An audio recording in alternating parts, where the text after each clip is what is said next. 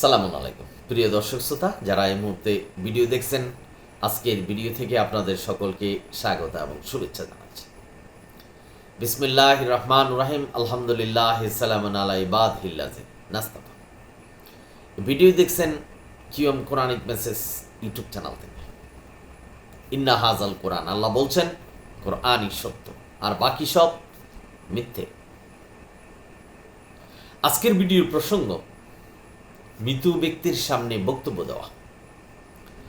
আজকের সমাজে দেখবেন মৃত ব্যক্তিকে সামনে রেখে সমাজের গণ্যমান্য ব্যক্তি বক্তব্য দিচ্ছেন। এটা অহরহ চলে আসছে। এই যে বক্তব্য, এটা মৃত্যু ব্যক্তির জন্য কোনো কাজে আসে না বা প্রয়োজন নেই। একজন মানুষ তার সম্পর্কে ভালো জানে না, বা অনেক দূরের মানুষ, তাকে দেওয়া হলো যে আপনি তার সম্পর্কে কিছু বলো। তো বলতে যে তার গুণগান বলছেন, অনেক সময় দেখা গেছে যে তার সম্পর্কে মিথ্যা কথা বলছেন, সে ভালো লোক ছিল, কিন্তু সত্যিকার অর্থে সে ভালো লোক ছিল না। সুদ, ঘুষ, রাহাজানি, চুরি, ডাকাতি, মানুষের সম্পত্তি হরণ, এগুলি করে বেড়াত। অথচ ওই মানুষ সম্পর্কে খুব ভালো বলছেন। একটু ভাবুন তো, যে যিনি এই দুনিয়ার থেকে আজকে বিদায় হয়ে যাবেন, কবরস্থ হবে, আল্লাহ কিন্তু নির্দেশনা দিয়েছেন কবরস্থ করার জন্য, তার সম্পর্কে যদি আপনি মিথ্যা বলেন, হয়তো মানুষ বুঝতে পারবে না, কিন্তু আল্লাহ তো শুনছেন। আমার ব্যক্তিগত জীবনে আমি অনেক দেখেছি, একটা মানুষ জঘন্য খারাপ, সমাজে সে খারাপ কাজ করে বেড়াত, তার সম্পর্কে অনেক আত্মীয় স্বজন আছে যে তার সম্পর্কে ভালো জানে না, কিন্তু তার সম্পর্কে খুব ভালো বলছেন। এটা কি মিথ্যা বলা হলো না? আমরা যদি একজন মানুষের কবরস্থ করার সময় মিথ্যা বলে থাকি, তাহলে কি লাভ হবে আমাদের? মৃত ব্যক্তির সামনে আমাদের দাঁড়ানোর উদ্দেশ্য হলো যে এই ব্যক্তিটার মৃত্যু হয়েছে, একদিন আগে, 1 ঘন্টা আগে এই ব্যক্তিটা আমাদের সাথে ছিল, কিন্তু তার মৃত্যু হয়েছে, সে চলে যাচ্ছেন দুনিয়া ছেড়ে। আমাদেরকে ওই পথে যেতে হবে, এই কথা ভেবে মনটাকে নরম করা, আল্লাহর তাকওয়া অর্জন করা, অর্থাৎ আল্লাহ যে নির্দেশনা দিয়েছে যে শুধু কোরআন অনুসরণ করো, সেটার প্রতি দৃষ্টি দেওয়া, আল্লাহর নির্দেশনাই মানা। এই বিষয়টা না করে আমরা ওই ব্যক্তি সম্পর্কে মিথ্যা বলছি। যদি বক্তব্য দিতে হয়, তাহলে তার সত্য কথাগুলি বলতে হবে। তাকে বলতে হবে যে এই ব্যক্তি ঘুষ খেয়েছেন, এই ব্যক্তি জিনা করেছেন, এই ব্যক্তি অন্যের সম্পত্তি দখল করেছে।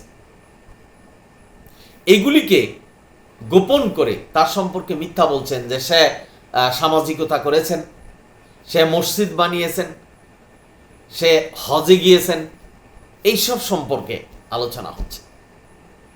আমাদের সমাজে একটা কুসংস্কার আছে যে মৃত ব্যক্তির সামনে যদি আমরা ভালো বলি, সে যদিও মন্দ কাজ করে থাকে, তাহলে আল্লাহ নাকি ক্ষমা করে দেবেন। এই ধরনের কোনো নির্দেশনা আল্লাহ কোরআনে দেয়?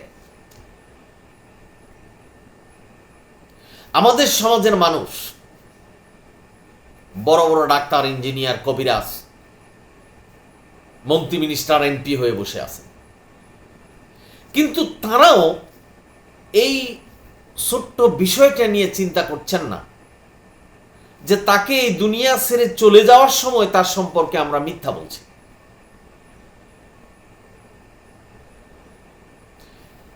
সে খারাপ লোক থাকা সত্ত্বেও তার সম্পর্কে মিথ্যা বলছে, সে ভালো লোক ছিল, সে সামাজিকতা করেছে। এগুলি অহরহ আপনারা দেখতে পারবেন যে জানাজার সামনে, অর্থাৎ মৃত ব্যক্তিকে সামনে নিয়ে তার সম্পর্কে বক্তব্য রাখছেন। এমন একজন মানুষকে আদেশ করলেন যে তার সম্পর্কে কিছু বলো, তার ব্যক্তি জীবনে সে কিছুই জানে না, সুতরাং সে বানিয়ে তার সম্পর্কে ভালো কথাটাই বলে গেলেন। অর্থাৎ সে যে ঘুষ, সুদ, রাহাজানি, দর্শন এগুলি যে করেছেন, চুরি, গরিবের অর্থ চুরি এগুলি যে করেছেন এই সম্পর্কে কিছু বলছেন না।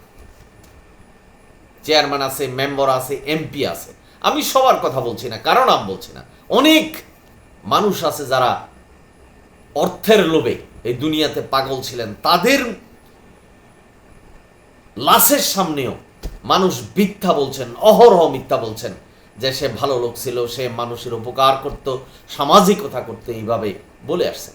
ভাই বোনেরা, কিয়ম কোরআনিক মেসেজ ইউটিউব চ্যানেল থেকে আপনাদের বলছি, আপনি যদি ওই মৃত ব্যক্তির সম্পর্কে ভালো জানেন তাহলে আপনি সত্য কথাগুলি তার সামনে বলুন।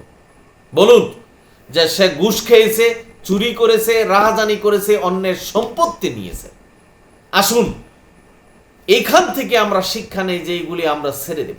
আমাদের মৃত্যুর সময় যেন মানুষ সত্য কথাগুলি বাদ দিয়ে মিথ্যার আশ্রয় নেয়। এই সৎসাহস কারো হয়নি, বলেনি, অর্থাৎ মিথ্যা বলছেন। ভাই বোনেরা, যারা শুনছেন ভিডিও বা আজকে বা যখনই শুনবেন, আমি একটা অনুরোধ করছি, সর্বদা সত্য কথা বলবেন, এ কথাই আল্লাহ বলেছেন।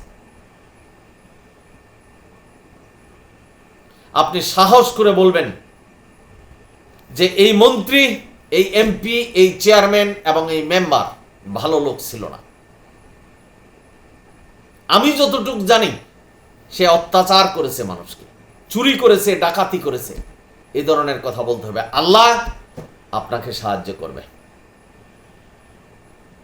ভাই বোনেরা, আপনারা যারা শুনছেন, আর যদি এই সাহস আপনাদের না থাকে তাহলে ওই ব্যক্তির নামে মিথ্যা বলবেন না, সত্য কথাগুলিকে গোপন করে বক্তব্য দিবেন না।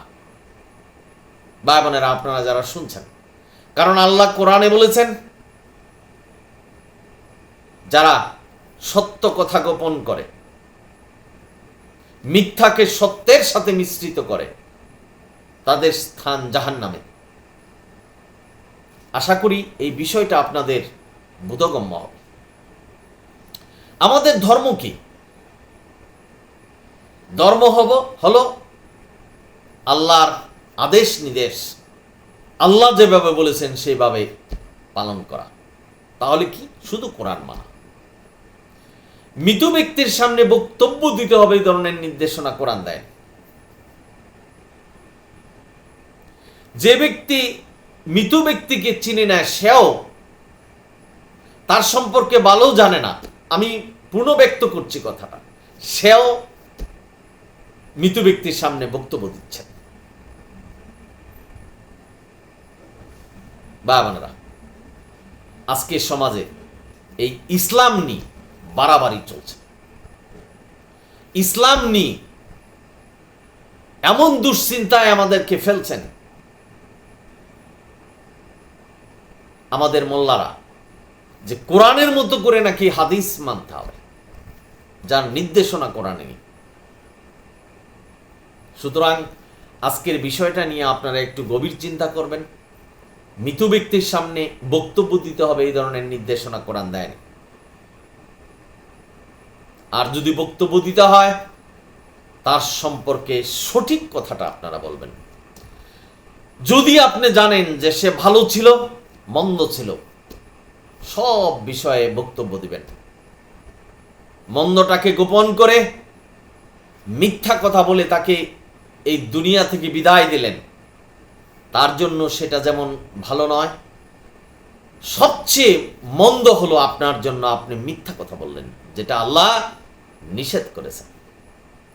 আর একটা কথা আপনারা শুনে রাখুন, যার মৃত্যু হয়েছে তাকে শোনানো যাবে না। যার মৃত্যু হয়েছে তার প্রশংসা করলে আল্লাহ ক্ষমা করে দেবেন, এই ধরনের নির্দেশনা আল্লাহ দেন। ভাই বোনেরা, আপনারা যারা শুনছেন, আপনি যদি মনে করেন যে তার সম্পর্কে সত্য কথা বললে আমার বিপদ হবে, তাহলে বক্তব্য দেওয়ার প্রয়োজন নেই।